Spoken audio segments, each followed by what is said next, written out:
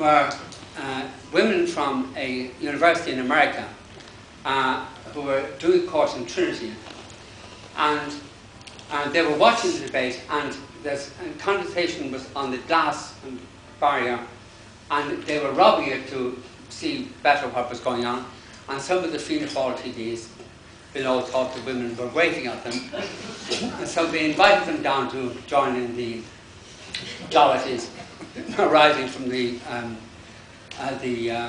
triumph in the Dáil. And switched to the following morning around 3:30 a.m. Sean Barrett, who was recently a senator, was then a junior dean in Trinity College, and he was in the dormitory, or he had a room in the dormitory where a lot of these women were staying. And there was a knock on the door around 3:30 a.m. and a female American accented voice said, Dr. Barrett, I can't get into my room, for my roommate is in there with Deputy McCormack celebrating the defeat of the contraception.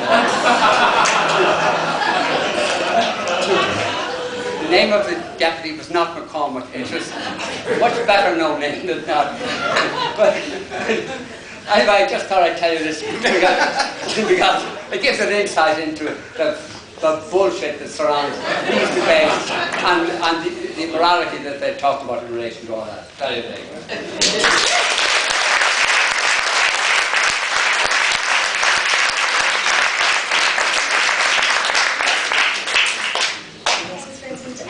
I'd like to introduce Anna.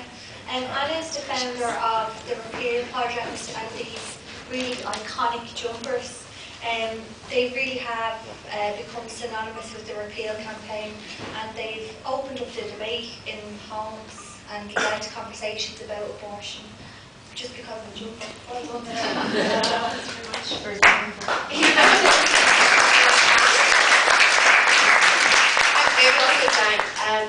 I thought I'd start off by saying I'm so glad that Vincent brought off the idea of this constant fixation on the fetus, because I think that's something that I'm so clear about, is that no woman is ignorant to the fact that a fetus develops into a child, and I think that's the very reason in the first place that she makes that decision to access an abortion. And so for anyone that constantly uses the word murderer, you ask them around the criminality piece as to whether they honestly feel that a woman who is accessing an abortion service should be criminalised to the similar way that someone who murders a spouse or a partner. I wanted to start off with a quote from a poem that kind of distills a lot of my feelings around the decisions and the choices that have been limited by the Irish people because of the church and state kind of link. And it's a line from a poem called We Face This Land, and it says, "When a stethoscope is a crucifix on your tummy, how do you have any choice but the water?" And I think that very eloquently and simply distills the sort of opposition that Irish women have been up against kind of since the beginning of time. And when Vincent kind of talks about misogyny through history, in some of the first recorded ever written laws, there's a line that says, "She who speaks out of turn shall be hit with a brick." So it's really since we've been able to write and understand what laws mean that we've been up against it.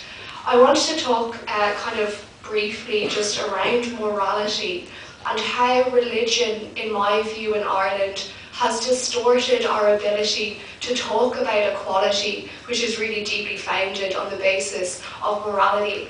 I was thinking about the teachers that I learned the most from around kind of politics and justice were really able to distill complex issues into really simple terms. So when I think of the word state, I actually think of the word equality. That's ultimately what we want from a state that's providing us.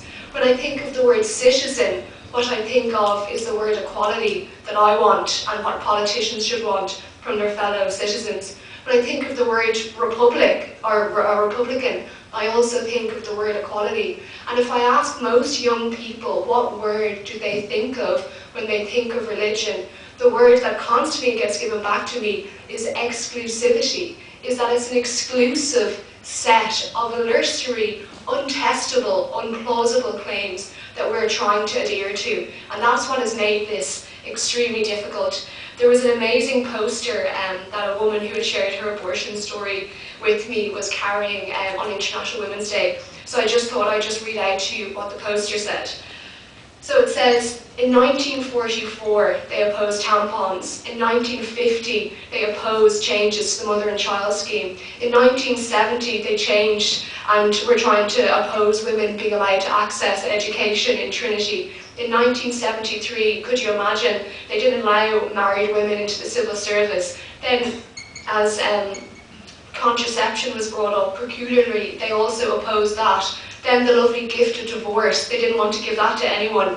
1993, the decriminalisation of same-sex sexual activity. 1996, there they go again, they're opposing divorce. 2005, they're opposing any report into child abuse schemes. In 2010, civil partnership. In 2013, abortion if at risk to the mother's life. And in 2015, same-sex marriage. There seems to be a reoccurring theme of control, which really opposes this idea of choice. And that's the one thing that this comes down to. For me, it has nothing really to do about abortion. This is about how we view people in civil society and who we give the power to make decisions on their own lives. And it's something I wish, and I'm so kind of sad they don't have your show anymore, because I grew up with Vincent asking those hard questions.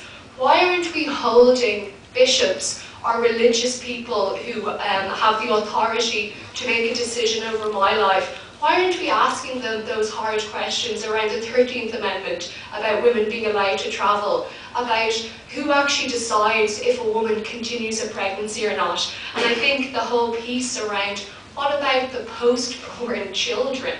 Like, what about the long systemic, historic abuse of children in the eyes of the Lord and in the kind of safety of the state? Like, we don't have to look too far to see how people who've been given that power have actually evaded systems of justice. And I think, for me, no amount of praying and no amount of thinking actually changes policy that affects people's lives. And I'm an extremely action-orientated person. So when I look at other young anti-choice campaigners, I try to imagine what actions in their everyday lives that they're trying to actually do to make a no-abortion society. And there aren't actually really actions that can kind of make their opinions be enforced, because as we know, abortion is an absolute inevitability of any woman's reproductive life cycle. It is an unavoidable fact. We do have abortion in Ireland, we just export it over to England. I think that's another really hard question to ask, is that you cannot really be against abortion, you are only for illegal abortions. Like, we can't ignore this any longer. I was glad you brought up the Savvy report as well, because it's always women who are disproportionately affected by inequality. And I think around politics and justice and around the church, it's so unusual again how they're able to supersede this idea of morality. Across the world, we see this global movement in women being invited now finally into circles of politics. We're looking at the gender pay gap. We're enforcing gender quotas. But the only largest, most powerful institution where women have never been part of decision making, it is the Catholic Church. So I think that's something really important to remember, that the only kind of female famous icon is a virgin. And I'm not sure that's a very realistic aspiration for young people in Ireland. And just to kind of finish on the church-state relationship, even if we're not a practicing Catholic, I think, I come from Rathnew and Wicklow, and I've got loads of anecdotes about my first introductions to anti-abortion sort of propaganda, and a lot of my friends who have been very, very pro-life, is that when we say to young people, if we don't give them an alternative, it's extremely unfair and extremely discriminatory and extremely dangerous if we're not providing people with truthful, factual information. And just about the a la carte Catholicism is, there's no facet of Irish society that religion doesn't permeate, like right now, today, in our education systems, in our healthcare systems, in our state broadcasters. It's really, whether we like it or